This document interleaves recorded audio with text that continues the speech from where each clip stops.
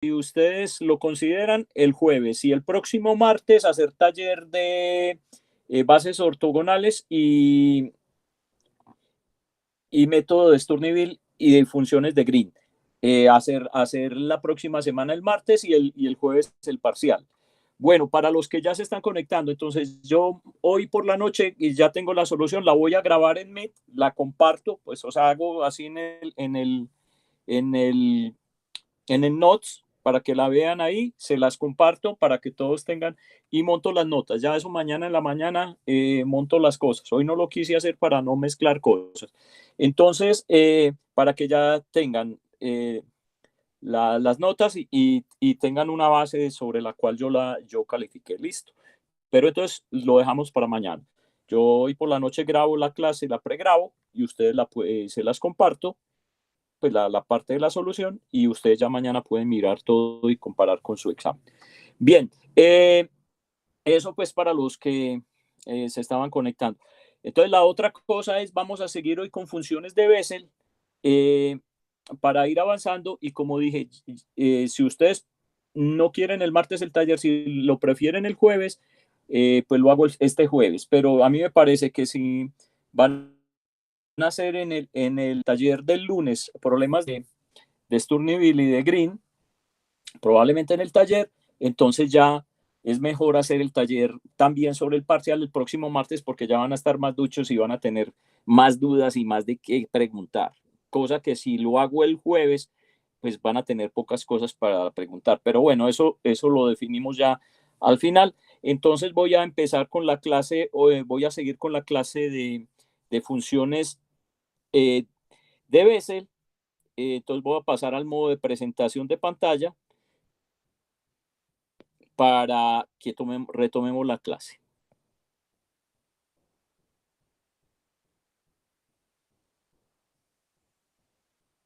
Bien, entonces nosotros en nuestra clase pasada lo que habíamos hecho era llegar a la solución de la ecuación diferencial de Helmholtz en coordenadas cilíndricas. Nosotros, como les dije, estaba justo hablando que cuando llegamos a la ecuación, a la separación de variables, a la ecuación de Laplace en coordenadas cilíndricas, nosotros en la parte radial llegamos a las siguientes dos ecuaciones, que son muy similares la una de la otra, simplemente por un manejo de signos.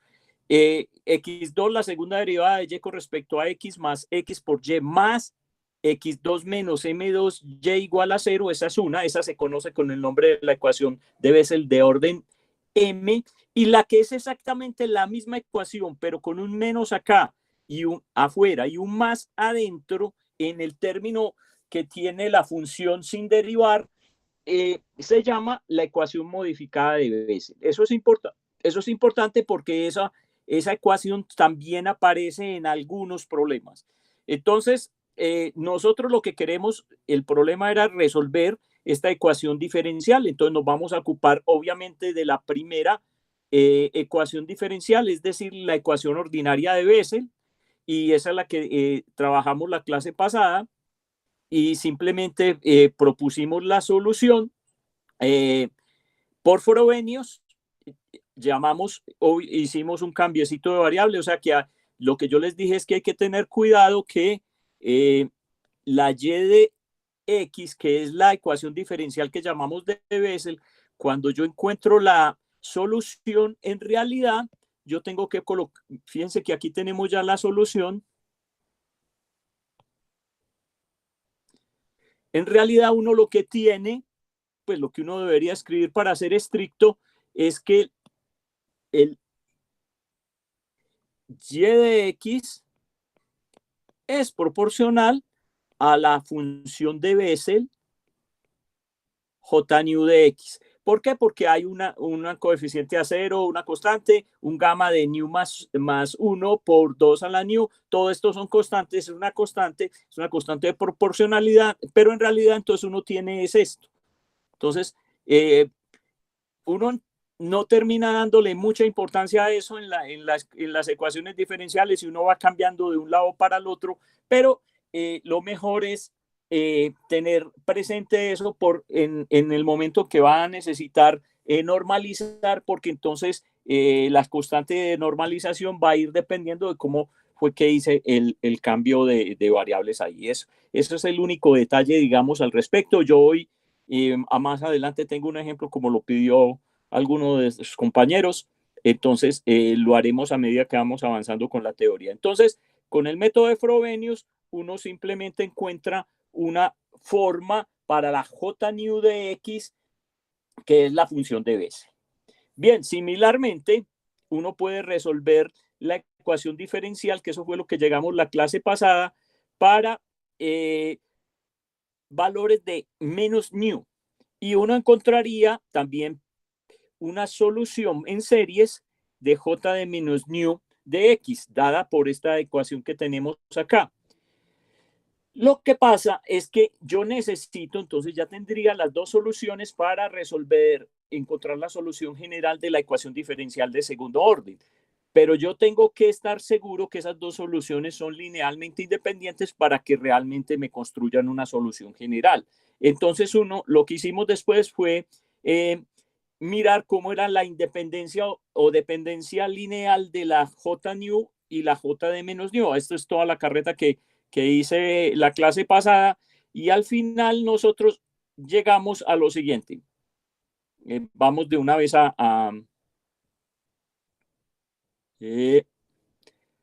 acá, ¿cierto? Calculamos el Rosquiano, estábamos acá, el último término, acá está. Esta es la expresión. Bien, entonces la expresión que necesitamos es esta. Nosotros llegamos a esta expresión que teníamos acá, esta expresión para el Rosquiano. Entonces, ¿qué es lo que pasa? Que si el Rosquiano es diferente de cero entre J y J de menos new, las soluciones son linealmente independientes, pero si es igual a cero, son dependientes, linealmente dependientes. Entonces, ¿qué va a pasar? Fíjense que todo el valor del Rosquiano que nosotros encontramos está dependiendo de la función seno de pi nu, seno de pi nu. Entonces, ¿qué pasa? Que si nu es semientero, esto va a ser diferente de cero, entonces van a ser linealmente independientes. En ese caso, entonces, las dos soluciones me bastan, pero cuando nu es un entero, tendríamos npi, el seno se hace cero y el rosquiano se hace cero, significa que esas dos j y j de mi son linealmente dependientes y es necesario buscar una segunda solución para el caso de que nu sea entero. O sea, volviendo esto acá, si nu está entero, entonces eso se va a hacer cero y hay una dependencia lineal. Hasta ahí fue donde llegamos la clase pasada y llegamos a esto. Entonces, aquí estamos llegando a lo último de la clase pasada. Entonces, yo voy a pensar que nu va a ser un número entero en las expresiones donde aparezcan entonces la función gamma de n más 1, por ejemplo, la función gamma de m más 1 coincide cuando n es entero con el factorial de n. O sea que puedo ir cambiando todo eso. Y la gran conclusión es que yo voy a llegar a construir la segunda solución que se va a llamar la función de Neumann y la vamos a llamar n de n de x igual a 1 sobre pi, la derivada de j de nu con respecto a nu, menos 1 la nu por la derivada de j de menos nu con respecto a nu, cuando nu es igual a n y n es un entero. Esa va a ser la función de Neumann. Y lo que vamos a hacer ya en esta clase, o sea, hasta ahí llegué, yo dije, esa va a ser la segunda solución, es mostrar, vamos a construir esa solución y decir, sí, realmente esta forma cumple la ecuación de Bessel y lo que yo estoy diciendo es completamente válido y funciona para n igual a entero. Bien, uno puede demostrar a partir de la serie de la j new y de la j de menos new que cuando n es entero, y ahí les queda para que lo demuestren o para que empiecen a practicar manejando la definición en serie de la función de Bessel. Una cosa es que uno no tenga que llegar a la serie, porque eso lo dimos por hecho por el método de Frobenius, pero sí hay que manipular las series, las definiciones en serie de las jotas que estaban allá arriba. Entonces, uno usando las definiciones en serie de las dos, tanto de j de menos new como j de new, cuando uno llega a la conclusión de que cuando n es entero, la j de menos n, ya cambié, entonces acuérdese que cuando yo estoy pensando que new va a ser entero, lo cambio por n. Entonces, j de menos n de x es igual a menos 1 a la n, j de n de x. Esta es una propiedad que uno tiene que empezarlas a anotar por ahí, porque con las funciones Bessel, y se van a dar cuenta hoy, eso empiezan a aparecer una cantidad de propiedades de las Bessel que uno va a necesitar usar. Entonces es mejor que vayan anotándolas por ahí para que las vayan teniendo presente. Entonces, ahí les queda, como dije, para que practiquen con las definiciones en serie de las dos, mostrar que eso es cierto. Pero nosotros vamos a construir la segunda solución, por eso no quería desviarme mucho del tema, y la idea es pensar en la segunda solución. Bien, entonces, ¿qué va a ser la cosa? Yo voy a tener entonces, retomando mi ecuación de Bessel. ¿O se acuerda de la ecuación que teníamos allá arriba? X2 por la segunda derivada de y con respecto a x, y punto, o sea, primera derivada de y con respecto a x, x2 menos new por y de x, y todo eso igual a 0, ¿cierto? Esa es la ecuación de Bessel, la ordinaria, no la modificada. Entonces, lo que uno hace, y esto lo empieza a hacer uno inclusive desde la separación de variables, esto vamos a dividir la ecuación por x2 y vamos a decir lo que yo dije arriba. ¿Se acuerda que en lo que encontramos la clase pasada, que la solución a la ecuación de Bessel, la y de x es proporcional, mira, a la j de Bessel, j new de Bessel? Entonces simplemente escribo eso, reescribo la ecuación, que es lo que está escrito aquí.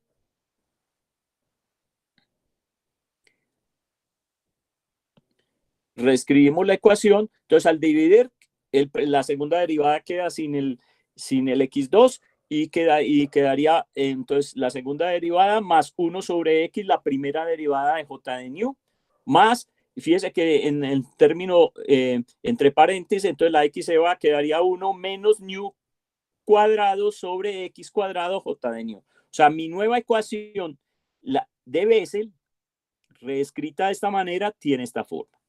Bien, ¿eso para qué? Para poderla manipular más fácil. Y de hecho ese truco de estar dividiendo por x2 hay que estarlo haciendo constantemente. Ahora cuando veamos el ejemplo se van a dar cuenta que eso es una de las cosas que uno hace. Bien, vamos a usar la siguiente notación.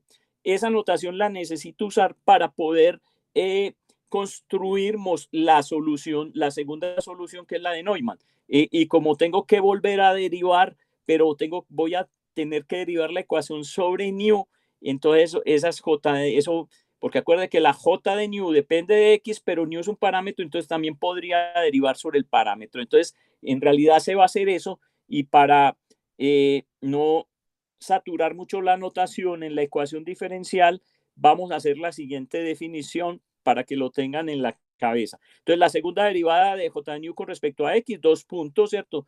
Lo que teníamos arriba, y voy a poner las XX que las ponía al lado derecho, la voy a poner al lado izquierdo porque voy a dejar la new ahí y después voy a derivar sobre new. Y lo mismo para la primera derivada. Entonces, la de primera derivada de j new con respecto a x la voy a anotar x j punto de new.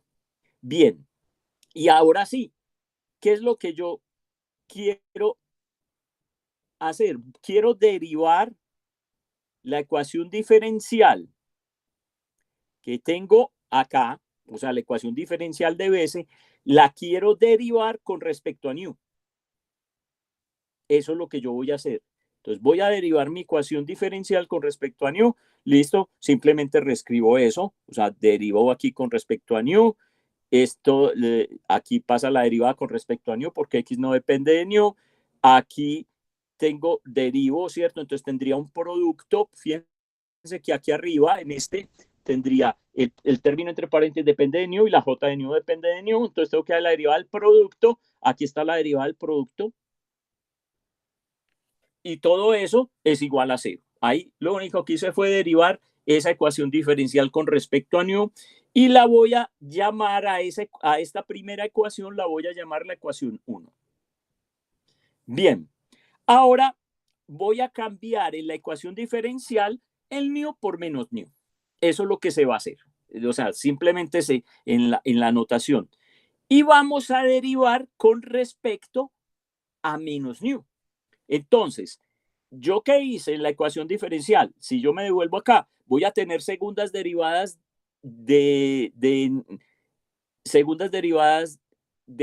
j new de x. En este caso tendría segundas derivadas de j de menos new de x y primeras derivadas de j new de j de menos new de x. Entonces, voy a escribir eso acá para que uno no se enrede. Entonces, lo que yo tengo en la ecuación diferencial es esto.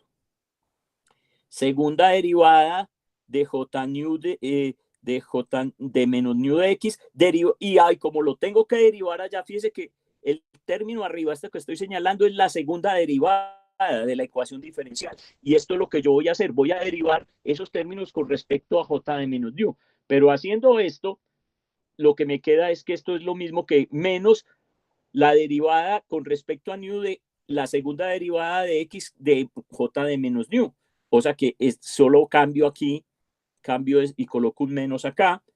Y lo mismo va a pasar para la primera derivada. Entonces todo queda escrito de esta manera, quedaría un menos acá, derivo esto, aquí coloqué menos new, quedaría esto así, y para el término independiente va a quedar el j de menos new sin ningún problema. Entonces, ¿qué es lo que tengo que hacer? Lo mismo que hice para la ecuación 1, es decir, hacer toda esa derivada en la ecuación diferencial con respecto a menos new con el cambio de signos que acabamos de hacer. Entonces simplemente esto quedaría menos, ¿cierto? La derivada con respecto a new de las segundas derivadas en x, menos la derivada con respecto a new de la primera derivada en x, menos cuando yo hago el producto, que también hay que hacerlo allá, entonces me quedaría menos un 1 menos new cuadrado sobre x2, la derivada de j menos new con respecto a new. Acuérdese que esa derivada mete un menos con respecto a menos new, por eso es que aparecen ahí. Y tendríamos el otro término del producto, sería menos 2 por menos new, ese va a quedar ahí porque había que cambiarlo, sobre x2, j de menos new, eso es lo que queda ahí. Entonces simplemente multiplica uno toda esa ecuación por menos 1 para llegar a esta ecuación. ¿Qué es lo que interesa? Después de toda esta pendejada, lo que interesa es esta ecuación. Entonces mi ecuación 2 para el menos new está escrita de la siguiente manera. Eso sería la derivada con respecto a new de j de segunda derivada de j de menos new más 1 sobre x la derivada con respecto a new de la j de x de menos new, primera, pues era la primera derivada, 1 menos new cuadrado sobre x2, la primera derivada de j de menos new con respecto a new, menos 2 new sobre x2 j de menos new. O sea, que ya tenemos las dos ecuaciones. Bajo esto un poquito para que las veamos las dos simultáneamente. O sea, la ecuación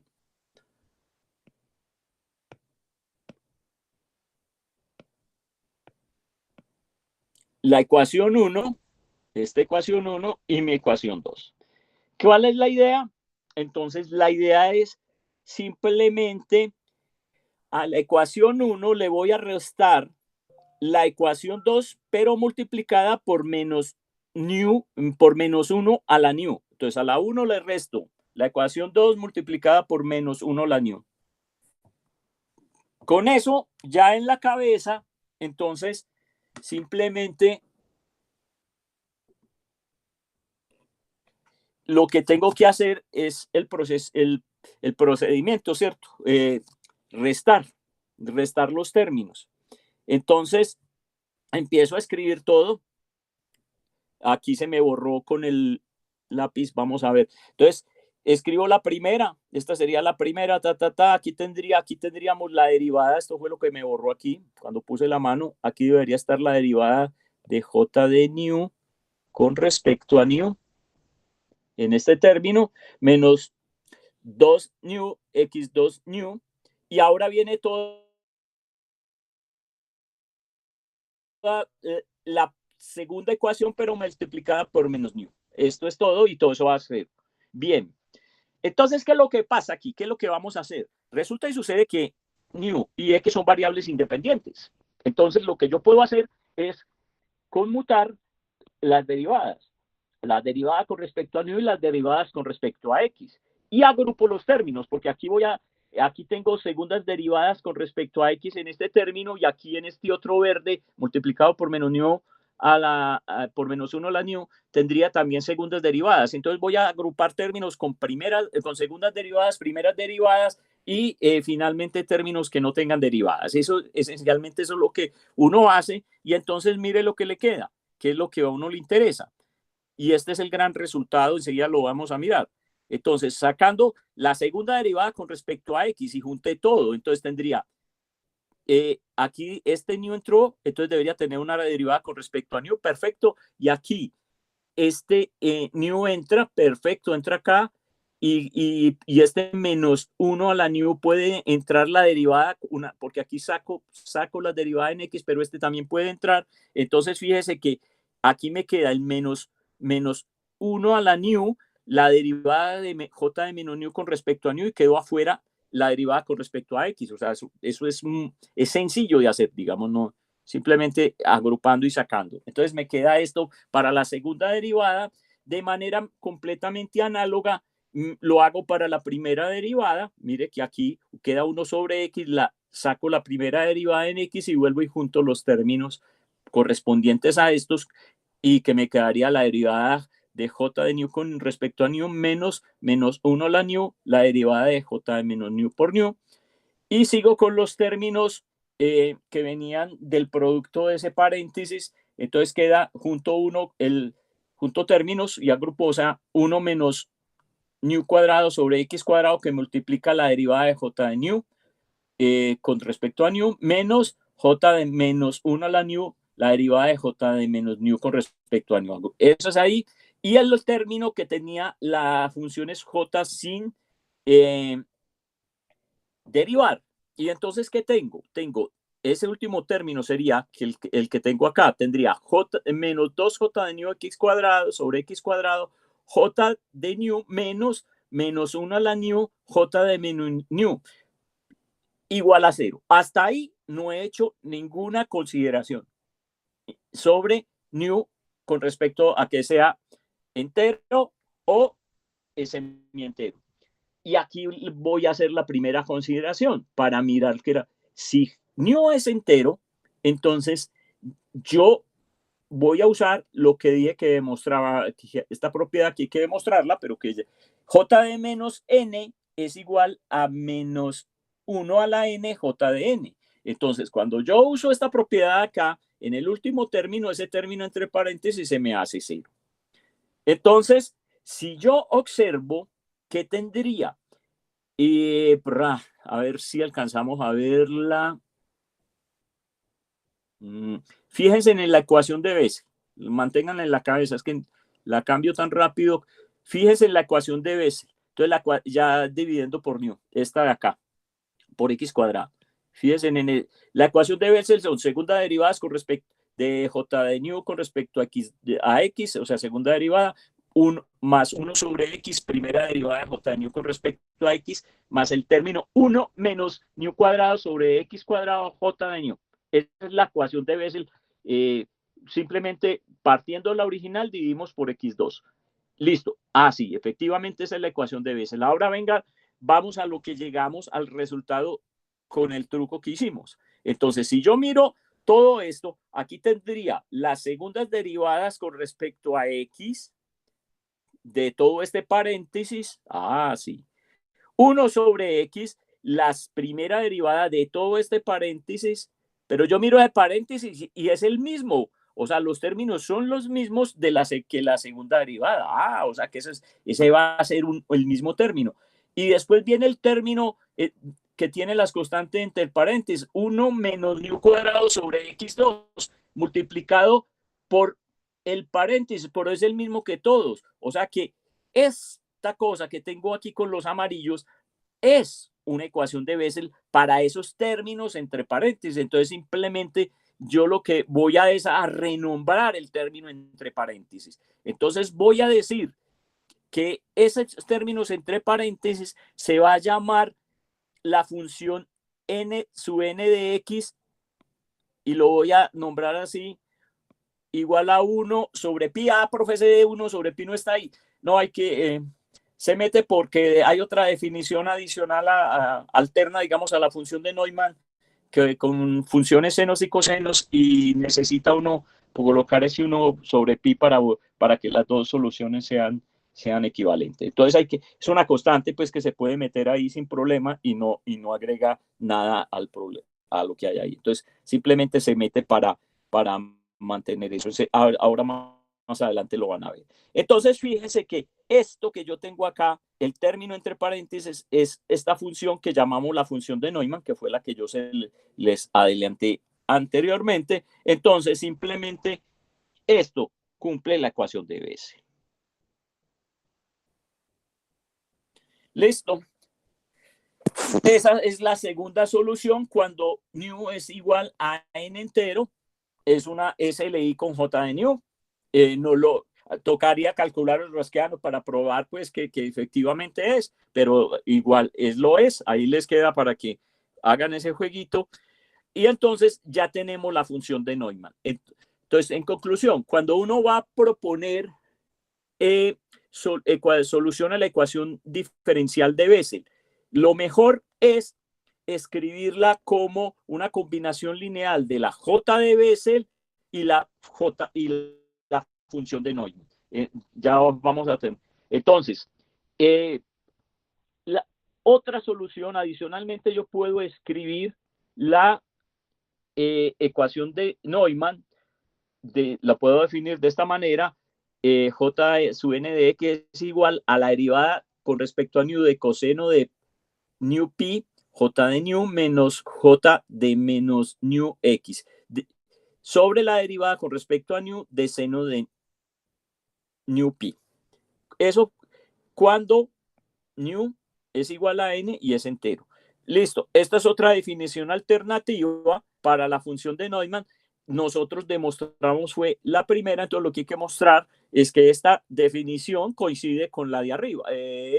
Pues la puse donde no era la flechita.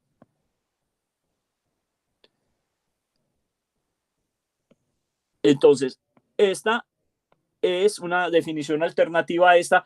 La escribo porque uno cuando está resolviendo problemas, ejercicios, a veces es mucho más cómodo usar esta segunda definición que la primera. Entonces uno tiene que, como les dije, hay que empezar a anotar cosas y propiedades en las Bessel porque dependiendo de lo que uno tenga, entonces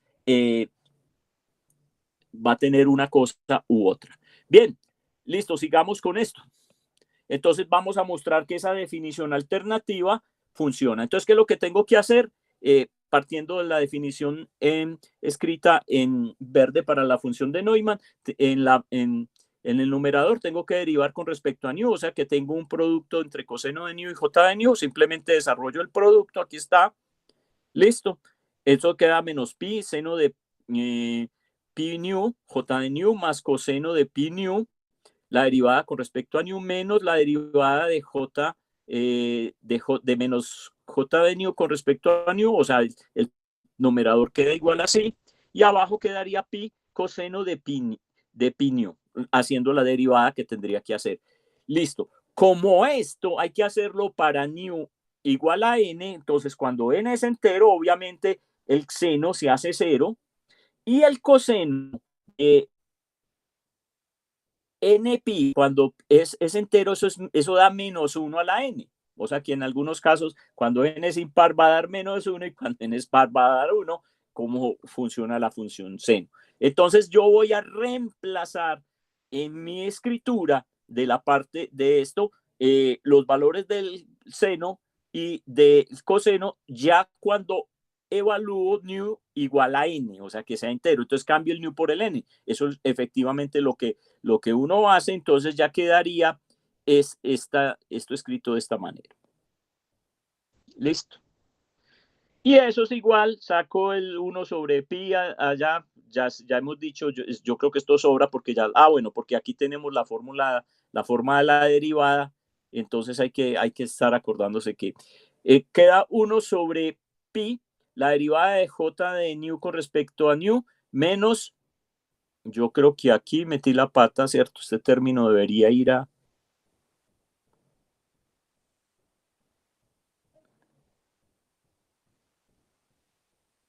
Bueno, se divide por este, no, está bien, ya simplificando, no metí la pata.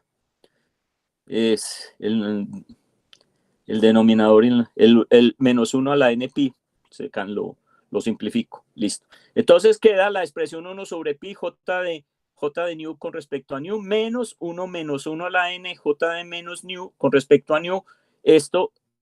Esta definición, o sea, en términos con cosenos, es igualita a la que nosotros habíamos encontrado partiendo de las ecuaciones diferenciales.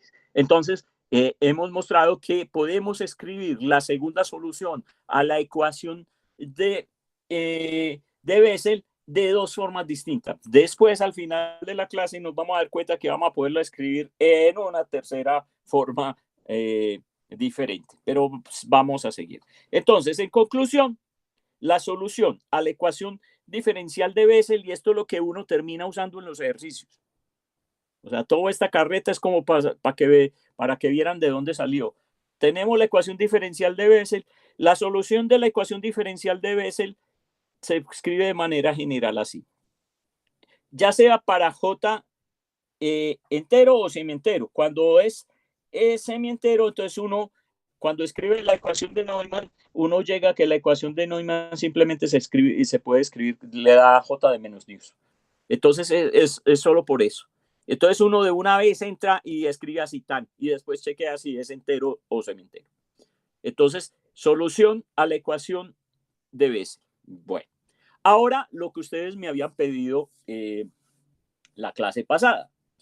Esto, un ejemplo para ver cómo utiliza uno esto. Entonces, vamos a mirar un ejemplo. Dice así, un cilindro metálico circular recto de radio B y altura H se encuentra a temperatura cero en la base y en la parte lateral. Y en su parte superior se encuentra una temperatura diferente de cero. Listo. Eso es un cilindro metálico. Proponga una ecuación diferencial y su solución para la temperatura dentro del cilindro. Entonces, yo voy a hacer un dibujito por aquí en un pedacito aquí arriba. ¿Qué fue lo que me dijeron? Que tenemos un cilindro metálico. De tal manera que aquí la temperatura,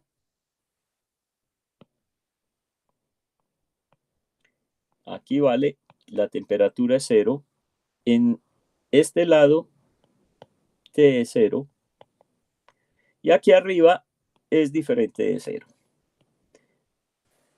En el caso más fácil uno dice, es una constante, o sea, vale, por ejemplo, 40 grados. Bueno, 40 grados. O puede ser una función también. Entonces, dependiendo si uno quiere... Esta es la descripción y nos dijeron que el radio del cilindro, este radio es B y la altura es H. Listo. Y le dicen a uno, proponga una ecuación diferencial para este problema. ¿Qué se les ocurre a ustedes? ¿Qué tipo de ecuación diferencial puede proponer uno para resolver este caso de un cilindro metálico con estas características de temperatura. En la base de abajo, temperatura cero, en la parte lateral cero, y en la tapa superior del cilindro, en una temperatura diferente de cero. ¿A ustedes qué se le ocurre? ¿Qué ecuación diferencial puede modelar eso? ¿A alguien se le ocurre algo?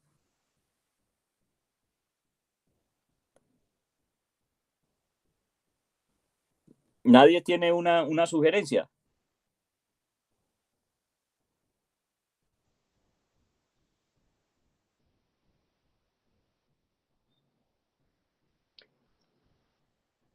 ¿A nadie se le ocurre? Pues, no sé, profe, la ecuación de difusión de calor, no. La ecuación de difusión de calor. A ver, ¿cómo es la ecuación de difusión de calor? Dímela, yo la escribo. Si recuerdo bien, era el laplaciano Sí. eh, igual a una constante por la derivada de la temperatura respecto al tiempo. El laplaciano más una constante, la derivada de la temperatura con respecto al tiempo y todo esto igual a cero. Sí. Sí, pues sí estoy bien, sí. Bueno, listo. Eso podría ser. Pero aquí hay varias cosas que uno tiene que considerar antes de, para saber cómo modela esto. Y eso es yo me acuerdo que en el curso de ecuaciones diferenciales, o por lo menos cuando lo vi hace muchos años, a uno la cosa era cómo proponer la ecuación diferencial siempre, porque a uno cuando la dan, la cosa es como medio, es más fácil, pero cuando a uno le toca proponerla, ahí empieza uno a patinar. Entonces, listo. Pero esto significa que hay un cambio de la temperatura, fíjate, con respecto al tiempo. En ningún momento nosotros dijimos dijimos esto está a cero, este está a cero y este está a T, o sea, como que el sistema a una temperatura diferente de cero. Es decir, es como el sistema está en equilibrio térmico ya, digamos, entre comillas. Está entre, o sea, no está dependiendo la temperatura explícitamente del tiempo. Entonces, si no está dependiendo, porque no, fíjense que no hay como me dijeron, esto permanece esto, entonces no hay una dependencia permanente del tiempo, primera cosa. Entonces esa derivada con respecto al tiempo de la difusión de calor me va a dar cero. Entonces, obviamente ya me voy a quedar con el laplaciano.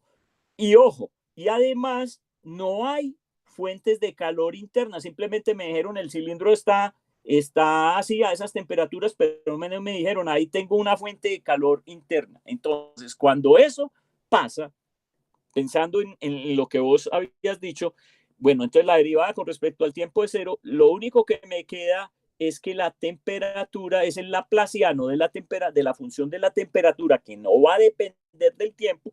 ¿De quién va a depender en este caso? Entonces, va a depender de las coordenadas del sistema que tengo. Y como tengo un sistema en cilíndricas, entonces yo voy a escribir el laplaciano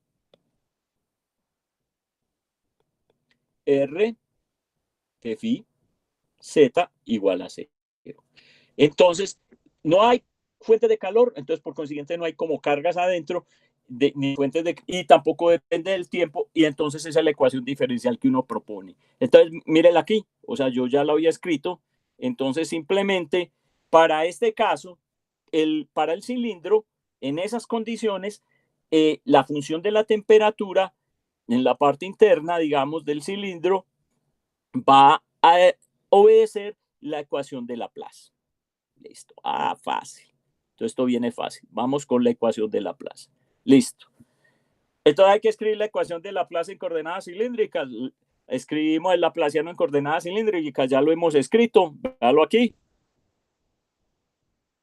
Entonces, 1 sobre R, la derivada con respecto a R de R, la derivada de T con respecto a R, más 1 sobre R cuadrado, la segunda derivada de T con respecto a phi, más la segunda derivada de T con respecto a Z. Perfecto, el laplaciano en cilíndricas, ningún problema.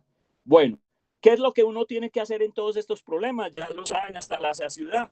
Entonces hay que proponer el método de separación de variables, es decir, la función de la temperatura de R, T, phi y Z, la propongo como una función de R de R, una función phi de phi y una función Z de Z. Y hago separación de variables, escribo la separación de variables que está escrita en esta ecuación de acá.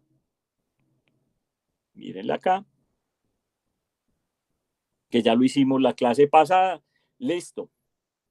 Queda entonces la ecuación diferencial, ya en separación de variables, esta ecuación diferencial que tengo en azul. Entonces, me queda lo siguiente. 1 sobre R.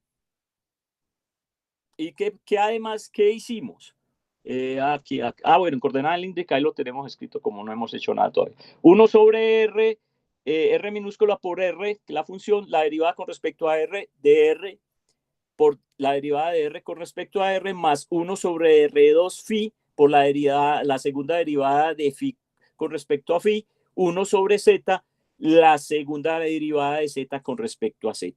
Esto es lo que uno encuentra con la separación de variables. Finalmente, esto que está escrito acá. Bien. ¿Qué es lo que hay que hacer? Entonces, empezar a pasar. Entonces, uno generalmente lo que hace, porque siempre agarran Z, porque es uno mira la ecuación más sencilla que hay ahí, y la más sencilla que hay es esta ecuación. 1 sobre Z, la segunda derivada con respecto a Z, de Z con respecto a Z. Esa ecuación es relativamente sencilla y fácil de resolver. Entonces paso esa ecuación hacia la izquierda, que es lo que efectivamente uno siempre hace. Véala aquí. E iguala, entonces aquí le queda menos, ¿cierto? E iguala a una constante al cuadrado. O sea, en realidad, ya les dije la clase pasada, nosotros lo que hacíamos es igual a una constante, pero después uno iguala a esa lambda, dice que esa lambda es un alfa cuadrado y después dice cómo es la cosa. Entonces, es lo mismo. Entonces, en vez de dar tanta vuelta, de llamar primero el lambda, uno, pues, por comodidad, se salta un paso y pone esto al cuadrado. Entonces, uno igualaría a más o menos lambda cuadrado, pero como esta ecuación tiene un menos acá, entonces uno invierte los signos. Es esencialmente eso, pero tiene que jugar con los signos acá. Es simplemente como para mantener una equivalencia, digamos, en la notación que uno tiene. Entonces, ¿qué es lo que yo tengo que resolver? Yo tengo que resolver inicialmente la ecuación diferencial que acabo de proponer, o sea, 1 sobre Z con su segunda derivada igual a menos más la L cuadrado. Y esa es la primera ecuación diferencial que me debe aparecer para resolver. Y aquí la tengo. Bien, esta ecuación diferencial, entonces, es una ecuación que tiene más menos lambda L cuadrado Z igual a 0. Entonces, yo ya sé, quiero proponer la solución general a esa ecuación. Entonces, uno diría, cuando la ecuación tiene el signo más, tengo la solución armónica, es decir, tengo E a la I phi, o senos y cosenos, y cuando tiene menos son las exponenciales reales o las senos y los cosenos hiperbólicos. Debería construir la solución por combinaciones lineales de esas dos soluciones. Pero aquí es donde uno tiene que empezar a trabajar en el problema que me dieron físicamente. ¿Por qué? Porque si yo me dedico cada que me pongan un problema, un ejercicio, a hacer todo completo, no me va a alcanzar el tiempo. Entonces ustedes 3 horas después siguen pidiendo 3 horas. Entonces, ¿qué pasa? Y aquí es donde viene el análisis. Esto está a temperatura T igual a 0 y aquí T diferente de 0. Si yo miro lo que pasa en Z, esto no puede ser un problema periódico. La temperatura empezó a variar de 0 y llegó a un valor diferente de 0. O sea que la temperatura a lo largo de Z tiene que estar cambiando. O sea, aquí no tengo un problema que se están repitiendo los valores. No es un problema periódico. Yo lo puedo proponer, no es un error que usted proponga la solución periódica, sino que va a tener que evaluar más ecuaciones, más constantes para poder votarlas y que finalmente con las condiciones de frontera se va a dar cuenta que son 0. Entonces usted lo que puede hacer es, para ahorrar tiempo, justificarlo físicamente. Entonces, ¿qué es lo que yo acabo de colocar acá? Por condiciones de frontera, las soluciones periódicas no pueden ser. Es decir, no las voy a considerar. Yo aquí lo doy genéricamente, pero aquí expliqué por qué. Entonces, usted en el parcial puede hacer eso, o en los ejercicios, listo, ¿por qué tal cosa? Tal, no la considero por tal razón. Entonces, simplemente mi solución en Z queda de esta forma. Z de Z es igual a la LZ, a por E a la LZ más B por E a la menos LZ si las quieren exponenciales, o con constantes minúsculas para diferenciarlas, seno hiperbólico de LZ más, más B coseno hiperbólico de LZ. O sea, ya tenemos la solución a la primera ecuación. Bien, entonces, ¿eso qué significa? Que nos tuvimos que haber quedado con el menos en esta ecuación. Eso significa que me va a quedar, cuando ese menos pasa al otro lado, queda más L cuadrado, ¿cierto? Véalo aquí. Y tengo la ecuación, en las dos ecuaciones que me quedaron, voy a borrar todo esto que ya se saturó esto aquí.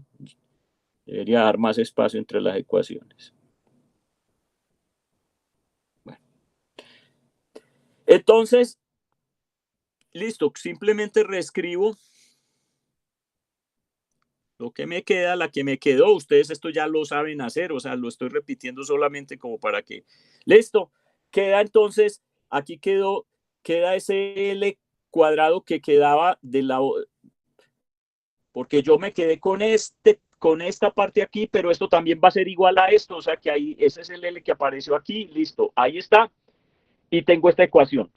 Voy a multiplicar, y este es el truco, acuérdense que esa multiplicadera por x cuadrado. Fíjense por qué es tan importante estar multiplicando por el famoso x cuadrado. Porque si yo no lo hago, en la ecuación que tengo en este momento, yo tengo una parte que está dependiendo solo de las coordenadas en R y otra parte que me está dependiendo de las coordenadas en phi, pero aquí tengo un R cuadrado. Entonces, ese segundo término, así como está, también está dependiendo de R. En cambio, si multiplico por R cuadrado, ¿qué pasa? Al multiplicar por R cuadrado, este término se me va de aquí. Y el segundo término, y aquí obvio me queda un R cuadrado, entonces ese segundo término solo depende de phi y lo puedo pasar al lado izquierdo sin ningún problema. Entonces ese truquito de estar multiplicando la ecuación de Bessel, de arrancar y multiplicar por x cuadrado, es esencialmente porque en la separación de variables uno lo necesita hacer. Entonces ya de pronto entiende por qué yo ya hacía yo eso arriba. Escribo aquí el phi para que se quede ahí. Listo. Entonces, ¿qué es lo que nos queda? Nos queda una ecuación completamente en R, todo este término, igual a menos 1 sobre phi, la segunda derivada de phi con respecto a phi. Y eso tiene que ser igual a otra constante. Vuelve y juega aquí. Esta tiene un menos, entonces sería más más menos m cuadrado, pero como tenemos el menos ahí, jugamos con el menos, listo. ¿Qué me va a quedar? En la parte en phi me queda esta ecuación, paso, ¿cierto? Escribo la ecuación aquí al otro lado y me queda la segunda derivada de phi con respecto a phi menos más m cuadrado phi igual a 0. Y vuelvo a las condiciones de frontera. Entonces lo mismo, voy a tener soluciones exponenciales reales, exponenciales imaginarias, o sea, el caso periódico, o senos hiperbólicos y senos y cosenos normales. Entonces, escribo todo. Sí, puedo escribirlo todo, pero me van a quedar más constantes para evaluar cuando haga la evaluación con las condiciones de frontera y me voy a demorar. Miremos el problema. ¿Qué pasa? Phi es el ángulo, es este ángulo de aquí, ¿cierto? En la base. Y todo esto está aquí, toda esta tapa está a 0, está a temperatura 0. Entonces, ¿qué pasa cuando yo pongo a girar phi? Cuando vuelvo al mismo punto, o sea, a phi le sumo más 2pi, entonces me da otra vez 0. Es decir, esta cosa está cumpliendo el caso periódico. En la variable phi es el caso periódico. Ojo, estos problemas son muy engañosos y eso es lo que nosotros a veces hacemos en los parciales. Porque si yo en vez de ponerle el cilindro completo, llego y le hago el mismo caso y les parto esto en una cuña, les pongo un pedazo del cilindro, y les pongo las mismas condiciones, la misma, entonces en Z va a quedar lo mismo, pero cuando usted vaya a pensar en phi, si el cilindro no está completo, entonces eso va a ser periódico, tiene que analizarlo con cuidado, porque cuando no está completo, el caso periódico puede que no se cumpla. Entonces hay que hacer el análisis con cuidado.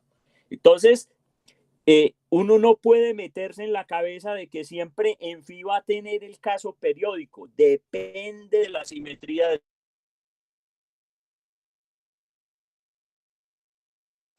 problema. Entonces, pero en este caso, como es el ejemplo, es más fácil, entonces es así. Entonces, solo por condiciones de frontera, solo queda, como dije, para ahorrar tiempo, solo queda la solución periódica. Lo mismo, entonces usted lo puede escribir en exponenciales imaginarias o en senos y cosenos. Y vamos a lo que nos interesa. ¿Y qué es lo que nos interesa? O sea, esto ya lo han hecho. Nos interesa la parte radial. Entonces, de aquí traíamos un M que termina siendo en el lado izquierdo, o sea, aquí nos quedaríamos con el más, pero entonces del lado izquierdo sería el menos m, eso es lo que hay que tener cuidado porque uno va cambiando de lado para, entonces aquí quedaría en la ecuación diferencial, esto va a quedar con menos m cuadrado, o sea que va a quedar aquí 1 sobre r, la derivada con respecto a r de r, derivada con respecto de r con respecto a r, más l cuadrado, r cuadrado menos m2 que venía del otro lado. Recuerda que teníamos dividiendo por r igual a 0. Esta es la ecuación diferencial que le queda a uno. Y uno mira la ecuación diferencial y ahí mismo dice gol. Esa es esa ecuación diferencial que apareció aquí. Esa va a ser la ecuación diferencial de Bessel. ¿Qué pasa entonces? Nosotros esto no lo llamamos la ecuación diferencial de Bessel directamente, sino que hicimos este cambio de variable. Y ese cambio de variable va a ser importante y no se les puede olvidar. Y lo vamos a ver en la próxima clase. Porque, ¿qué pasa?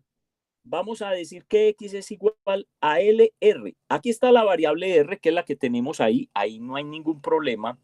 Pero fíjense que aquí, en esta variable x, está apareciendo una dependencia del parámetro de separación entre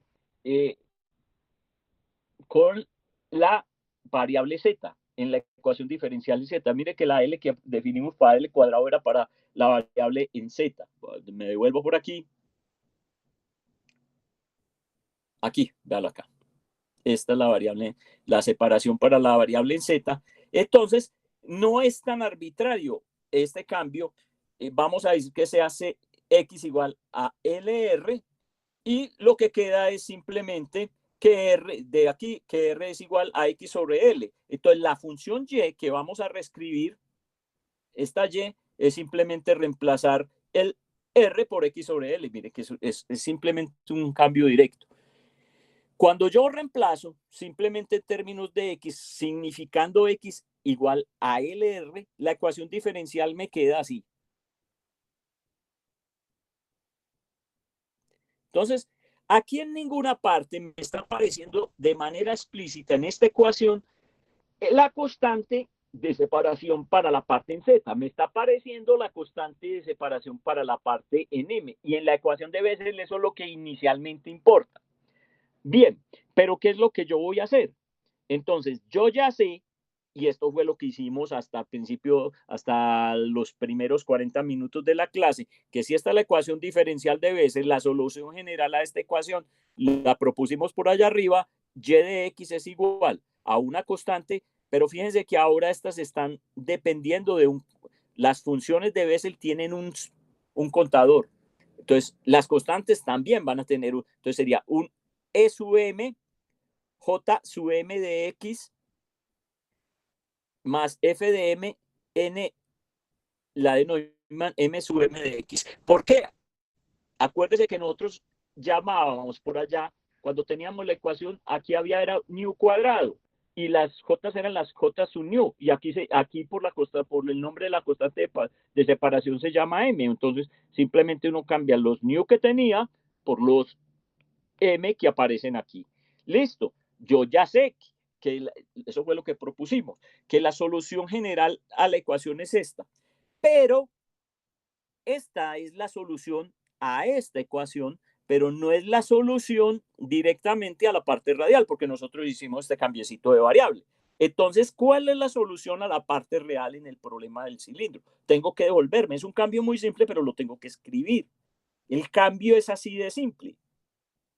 R de R es igual a E sub M, J sub M y cambio la X. ¿Cuánto era que valía X? ALR. F sub M, N sub M, LR. Entonces, ¿qué pasa? Mire que aquí uno está realmente jugando, y después lo vamos a ver la próxima clase cuando hablemos de las raíces de las funciones de Bessel, que uno va a terminar jugando con este parámetro, con esta constante de separación y con esta constante de separación. Entonces, es ahí donde uno tiene que poner cuidado.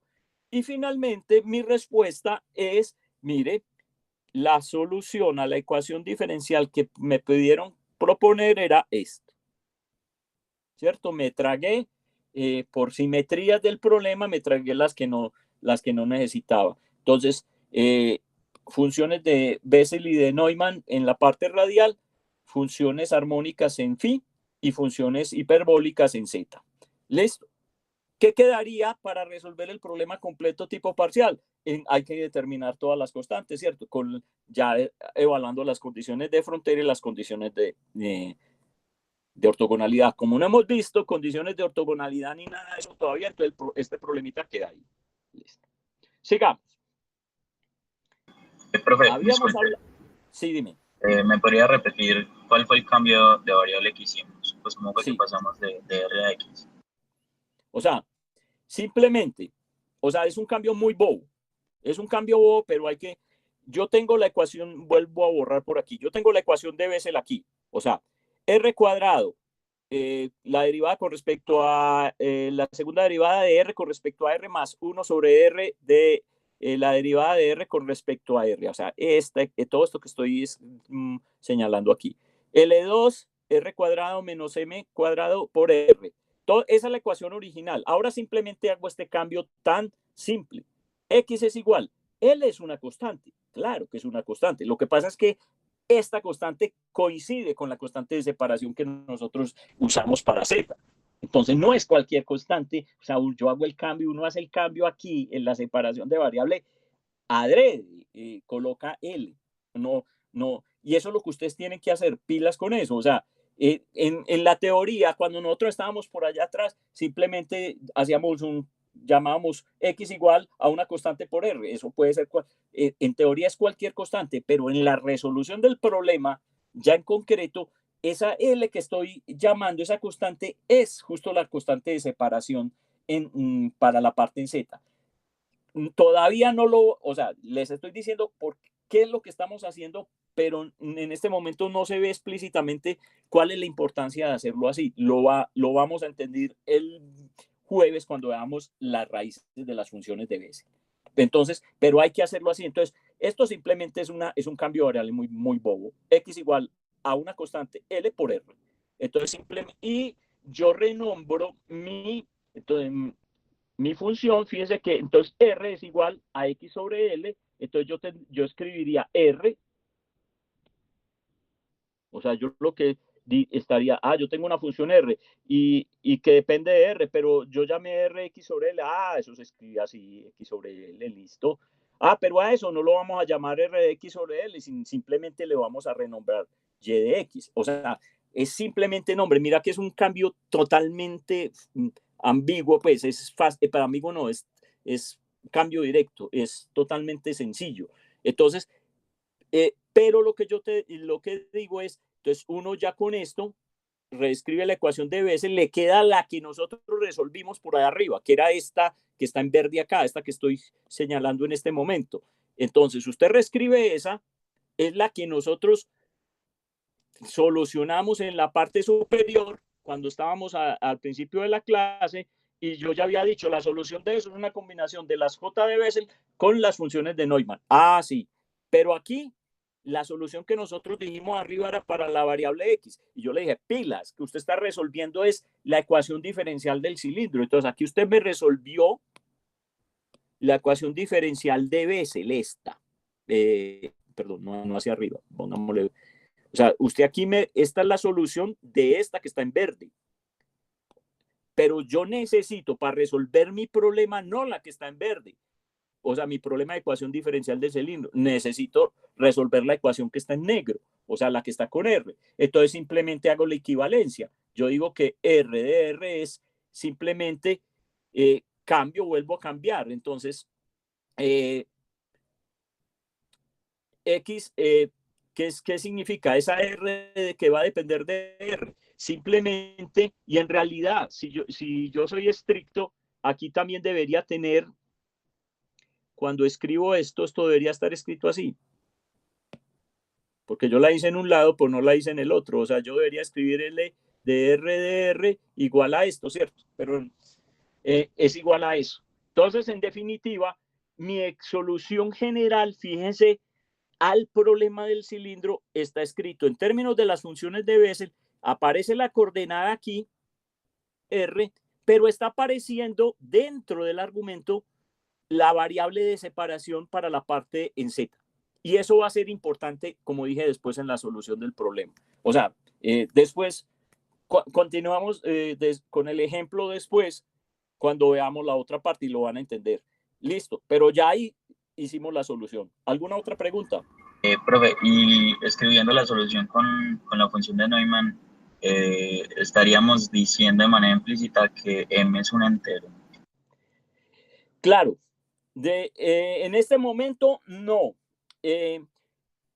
O sea, ¿qué es lo que a uno le permite? Y fue una conclusión que yo no hice, no la metí más la definición, pero uno puede hacer esto. Yo puedo escribir la solución general a la ecuación de Bessel así. A por J de nu más B, Neumann de nu igual a X. Y para que nu sea semientero o entero. ¿Qué va a pasar? Que cuando yo uso mi definición de la función de Neumann, esta que tengo por aquí, inclusive es más fácil con esta, por eso les mostré esta de cosenos y senos. Cuando uno usa esa definición de la función de Neumann para el caso semientero, uno llega a que la función de Neumann coincide ahí con la j de menos 1, j de menos nu.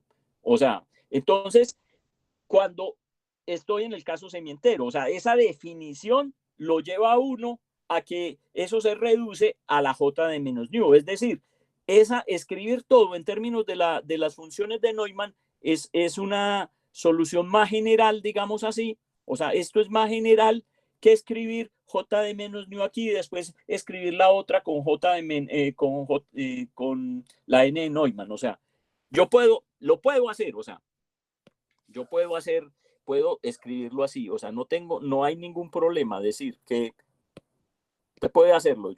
Y igual a j de nu más b j de menos nu para semienteros. Sí, listo. Lo puede hacer, pero esta solo vale para semienteros. Si yo la escribo así, usted tiene que preguntar. Fíjese que yo aquí no puse n adrede. Entonces, ¿cómo es esto? Entonces, si nu es un entero, esto es la función de Neumann sin lugar a dudas. Si nu es un semientero, esta función, por la definición que hay allá, tiende a la j de menos. O sea, está incluyendo el caso, digámoslo así. Entonces, eso es lo que está pasando. Ya entiendo, gracias, profe. Listo. Entonces, fíjense que esto no es tan enredado, pero empieza a haber demasiadas definiciones. Entonces, lo que yo le digo, armes el pastelito al lado, o sea, para que no le toque buscar en los libros, en la chorrera de cosas, las definicioncitas de primera mano, porque esto va a seguir. Y entonces, sigamos. Ya resolvimos la ecuación diferencial de Bessel, pero acuérdese que había una con un menos, que es la ecuación, la solución modificada de la ecuación de Bessel, es decir, la única diferencia, no me voy a devolver hasta por allá porque eso se va a hacer largo. Acuérdese que la única diferencia era que aquí había un más en la otra, en la ecuación ordinaria de Bessel, y aquí un menos. Y aquí está hasta con menos y con más. Esa se llama la ecuación modificada de Bessel. Y hay que solucionar eso. ¿Cómo se hace eso? de la misma forma que hicimos en la de Bessel. Método de Frobenius para encontrar la primera solución, ¿cierto? Esta es la serie de Frobenius y a esta se le llama la función modificada de Bessel. Ojo. Y entonces hay que comparar las series, ¿cierto? Y las cosas que no. Entonces uno tiene que anotarla. La modificada, la vamos a llamar I, no J, y esta es la serie para esa, ¿cierto? ¿Y cuál es la? Bien, se puede establecer la siguiente relación entre la función modificada de Bessel y la función de Bessel. Ojo, que aquí hubo un cambio adrede. Aquí se puso J de menos IX y aquí hay una I, pero al final esto es para que esto quede una función real, ¿cierto? Porque nosotros tenemos que las funciones de Bessel, como las tenemos escritas, son reales. Pero yo puedo encontrar esta relación entre la función modificada de Bessel con la función de Bessel a través de esta relación. Bueno, no la estoy demostrando, estoy colocando la relación. Y va a pasar lo mismo que en el caso de Bessel, de las ordinarias de Bessel, que la segunda solución, que sería con menos nu, o sea, la I de nu y la I de menos nu, el rosquiano me va a dar esto.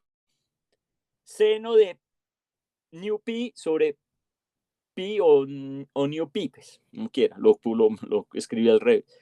Entonces, esto va a ser diferente de 0 si nu es semientero, pero va a ser 0 si nu es entero. O sea que volvemos al mismo caso de Bessel, es igualito.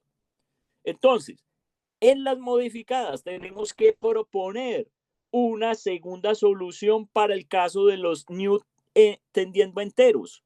O sea, nu a entero, hay que escribir una segunda solución, hay que buscarla. Esa segunda solución se va a llamar la K de nu de X. Y vamos a... ¿Por qué la dejamos así? Porque la vamos lo mismo que hicimos como en el caso de Neumann, la dejamos de una manera general, una para el caso no entero y otra para el caso entero.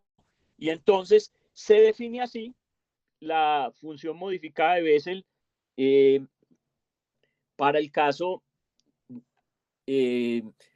cuando vamos a considerar los casos enteros y semienteros simultáneamente, entonces la llamamos la K de nu de X es igual a pi medios I de menos nu de X menos I de nu de X sobre seno de pi nu. Listo.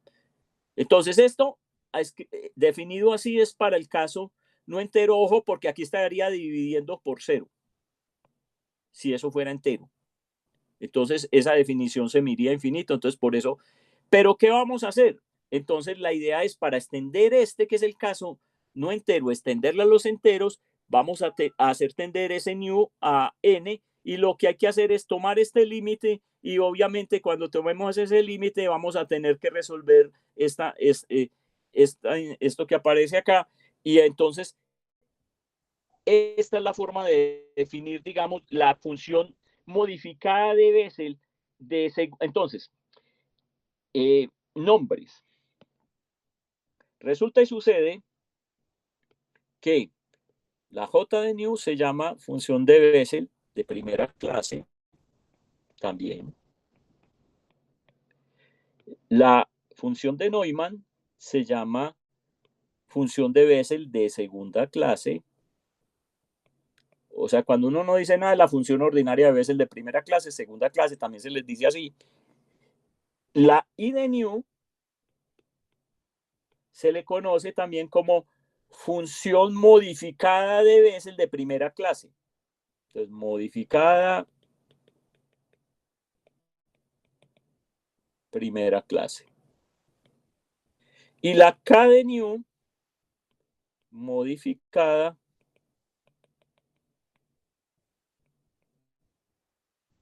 segunda clase. Hago esta salvedad porque a esa K no le tiene nombre, como en el caso de la N de Neumann. Listo. Pero ya tendríamos entonces la solución. Y uno diría, no, listo, ahí para de contar. No, esta cosa puede complicar más. Resulta que yo puedo definir otras funciones en base a las funciones de Bessel, que se usan mucho en electromagnetismo y en óptica, por ejemplo, que se llaman las funciones de Hankel. Y vamos a tener función de Hankel de primera clase, se llaman H, ¿cierto? H de nu, y función de Hankel de segunda clase.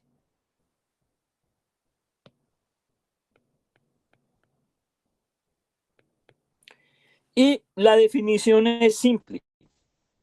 Si yo me vengo acá, la definición de las funciones de Hankel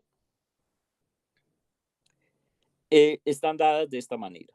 Entonces, la función de Hankel de primera clase es la j de nu de x más i, siendo i el número imaginario, por la n, que es la función de Neumann de nu x. Esa sería la de primera clase. Y la función de Hankel de segunda clase es igual a la j de nu menos la i nu de x. Ah, perfecto. ¿Qué pasa? Entonces, miren, ¿qué le ven ¿cómo serían las funciones de Hankel con respecto a las funciones que hemos estado trabajando? ¿Qué tipo de funciones, cómo podría yo clasificar esas funciones? ¿A alguien se le ocurre? La clasificación de las funciones. Como funciones de Bessel de tercera Sí, clase. funciones de Bessel pero en términos de funciones, de manera general, sin asociarla con Bessel, digamos, ¿cómo puedo clasificar las funciones de Hankel? ¿Qué puedo decir de las funciones de Hankel? A diferencia de las funciones de Bessel y de Neumann y de las modificadas de primera y segunda clase. ¿Qué podría decir? Entonces, miren la siguiente historia. Pues, de pronto no me entienden la pregunta, pero apenas les cuente. Yo puedo tener funciones reales. ¿Se acuerdan las primeras clases? De variable real. Funciones complejas.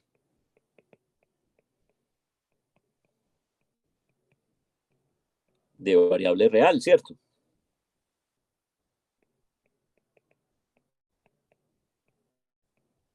Y la otra que sería la más compleja, o sea, funciones compleja de variable compleja. Y aquí sí no estamos, porque ese es el curso de variable compleja. Entonces, nosotros aquí no vamos a trabajar con esas, pero aquí sí uno sí podría caer, porque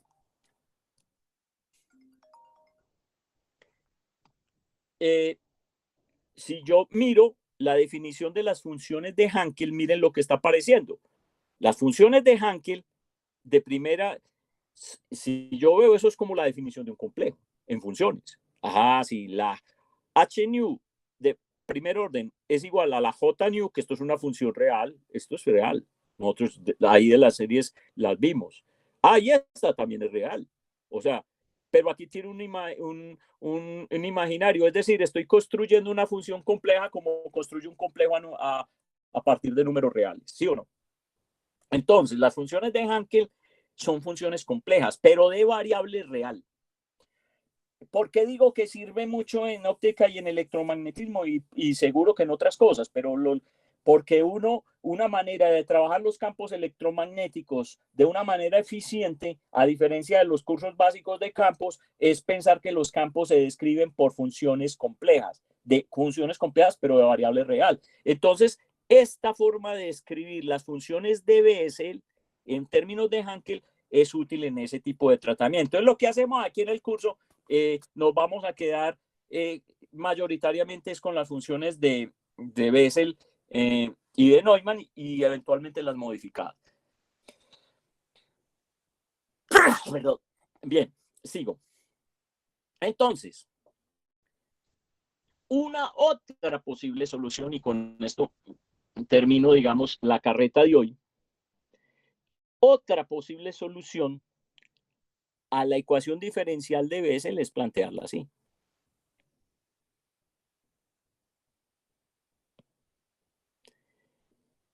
Y de x es igual a la función de Hankel de primera clase más B, la función de Hankel de segunda clase. Entonces, resumiendo, coloco las otras dos.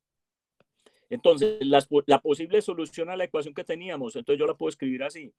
A J de nu de X más B J de nu, J de menos nu,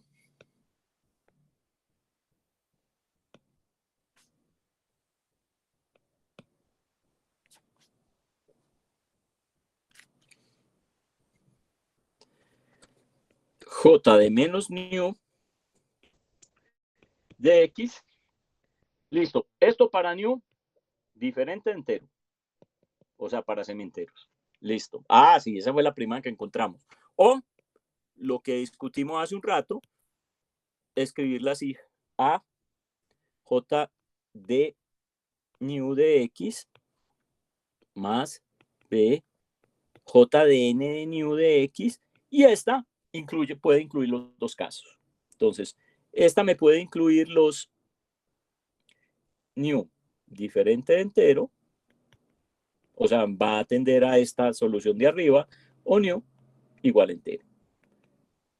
Y esta, fíjese que como cada una de estas es una combinación de lineales de las, pues, pero ya no es una combinación lineal de coeficientes reales, sino hay un coeficiente imaginario de las funciones J y N. Entonces, estas en realidad, si yo quiero mirar esto es una combinación lineal de la J de Bessel y la función de Neumann. O sea que esto también es una solución.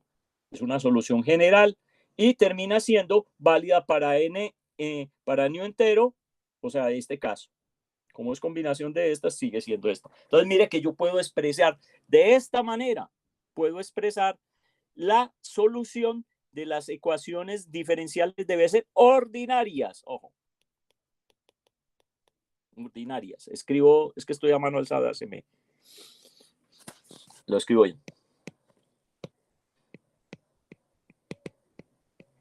Ordinario. Listo. Si son las modificadas, entonces tengo que venirme acá y escribirla en términos de la I y de la K y definir la combinación de las otras. Entonces, ya, con eso, esas son todas las posibles ecuaciones de funciones de Bessel que vamos a trabajar. Listo. ¿Qué sigue? Y lo vamos a hacer ya el jueves. Necesitamos empezar a definir propiedades de las funciones de Bessel. Lo primero que vamos a definir en la próxima clase son las raíces de las funciones de Bessel.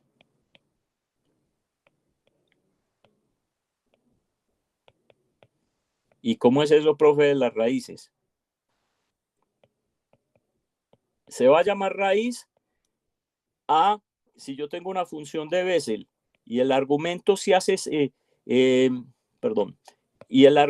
voy a tener un argumento, un valor especial aquí, un valor, vamos a ponerle un valor alfa, digamos, x de alfa, de tal manera de que la función de Bessel se anule. Entonces, los valores para los cuales, de la variable para los cuales se anula la función de Bessel, a eso se llaman las raíces. Lo mismo lo puedo definir para las funciones de Neumann, es decir, un valor de x sub alfa de tal manera que la función de Neumann se anule. Entonces, estos valores en particular se van a llamar raíces.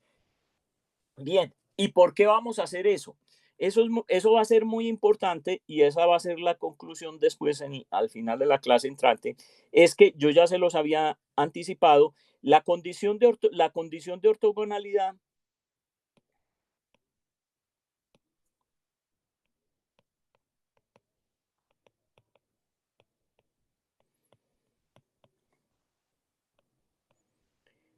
para las Bessel van a estar definidas en términos de las raíces.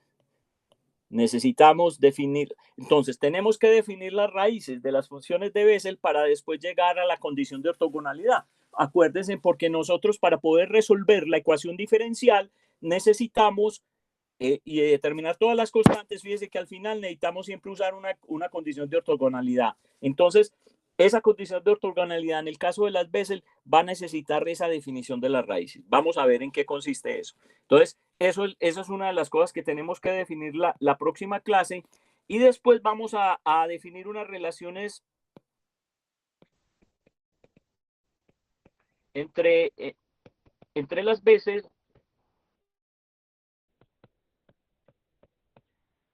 y sus derivadas. ¿Para qué? Para llegar a una cosa que ya vamos a empezar a usar de aquí en adelante, que se llaman ecuaciones de recurrencia.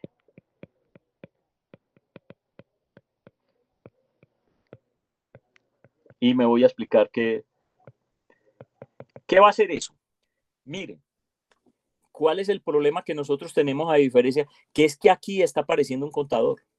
Entonces yo voy a tener funciones de Bessel que van a tener nombres dependiendo del contador. Por ejemplo, yo voy a tener una J0 de Bessel, o sea, una función de Bessel cuando este valió 0. Y voy a tener una J1 de Bessel, sí, voy a tener funciones J1 de Bessel, dependiendo de ese contador. Entonces, y además, fíjense que para la definición de las funciones de Neumann, yo necesito estar derivando esas funciones de Bessel en lo que teníamos. Entonces, ¿cómo voy a poder, por ejemplo? Entonces yo necesito, mi problema terminó dándome que necesito la J5. ¿Y cómo encuentro la J5? Bueno, sí, por la serie, sí, por Frobenius encuentra uno cualquier cosa. Pero la idea es buscar ecuaciones que me permitan encontrar cualquier función de Bessel de cualquier orden que tenga ahí, ¿cierto? Dependiendo de, simplemente usando las ecuaciones, dependiendo de las anteriores. Entonces, el truco es muy fácil. Uno con la serie de Frobenius empieza a saber cuál es la forma de la J0, cuál es la J1, la J2, y a partir de esas se encuentra ahí para arriba o de ahí para abajo, encuentra todo. Eso se llaman las ecuaciones de recurrencia. Entonces, necesitamos empezar a definir esas propiedades. Entonces, fíjense que en teoría, sobre la resolución, y con eso termino la clase, sobre la ecuación diferencial en la parte radial en coordenadas esféricas, terminamos aquí. O sea, la teoría dice, listo, la solución se puede escribir así. Tenemos que estudiar son las propiedades de esas funciones para poder resolver fácil y determinar los coeficientes en esas ecuaciones diferenciales en los problemas específicos. Y entonces eso es lo que vamos a hacer en las próximas 2 clases, trabajar con eso con las funciones de Bessel. Entonces, bueno, ya eso era lo que tenía planeado para hoy. Voy a pasar aquí ya a la pantalla.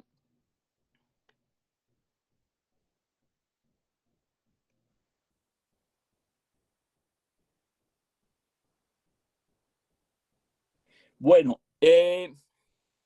pregunta, entonces, con respecto al taller de la parte de Sturnieville y funciones de Green, ¿lo hacemos este jueves o lo hacemos el martes? ¿Qué prefieren?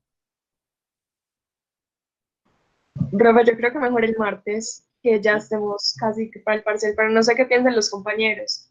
Bueno, yo también creo lo mismo. A alguno, o sea, porque tienen la libertad, y si los otros no dicen, hay alguien que lo preferiría el jueves. Si hay alguien y argumenta por qué, pues lo consideramos.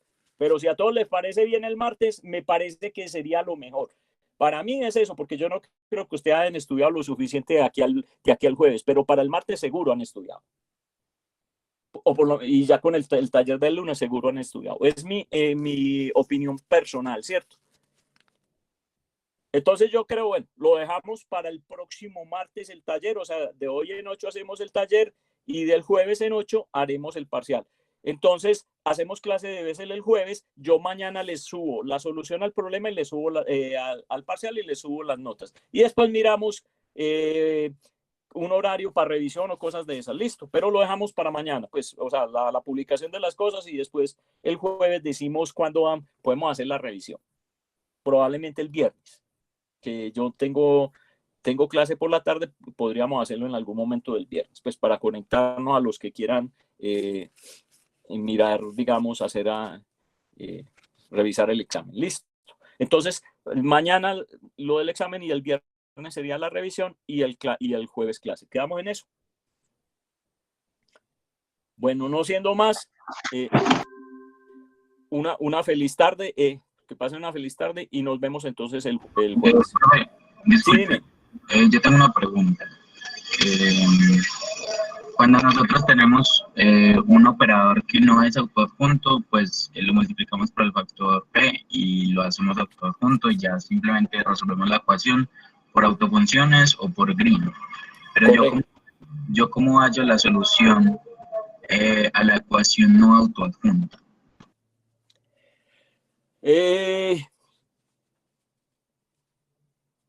No se puede, o sea, si la ecuación no es autoadjunta, no podemos usar el método de Green ni el método bueno, el método ni el método de Sturtevant. O sea, hay que usar otros métodos que no estamos viendo en esta parte. O sea, muchas veces, por ejemplo, hay que usar métodos numéricos, entonces, para resolver ese tipo de ecuaciones. En este momento, así de memoria, no me acuerdo cuál sería un método para resolver ecuaciones que no sean autoadjuntables. En general, mira qué es lo que va a pasar y va a caer, digamos, dentro de lo que yo les estaba diciendo ahora. Para yo no poder tener una ecuación, para que una ecuación no sea autoadjuntable, los coeficientes, el primer coeficiente tiene que ser complejo. Entonces entraría en el campo de tener ecuaciones con variables y coeficientes complejos. Entonces, habría que mirar, pero yo de ese tema no me acuerdo mucho, pero podría buscar, ¿cierto? ¿Cuál sería la alternativa para resolver con coeficientes complejos? Pero eso es parte, digamos, de la parte que habría que trabajar con variables complejas. Es por eso que no lo tengo así como en memoria. Listo, profe, gracias. Listo. Bueno, feliz tarde entonces, que estén bien.